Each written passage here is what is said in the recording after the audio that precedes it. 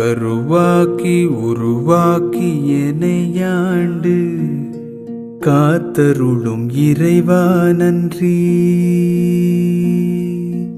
எங்கும் நிறைந்தோனே எல்லை இலாதானே, எங்கேயும் எப்போதும் என் குலம் காப்பவனே. நெஞ்சம் துணிய துணையாய் வருவாய், நேர்மறை உணர்வுகள் பெருகிடச் செய்வாய்.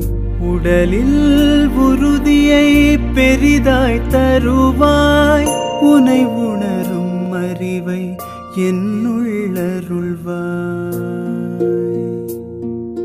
சுற்றமனைத்தும் காப்பவனே, செய்தொழிலில் ஏற்றம் தருபவனே, எடுத்த செயலில் வெற்றி கொடு, என் ஆற்றல் பெருகிட அருள்.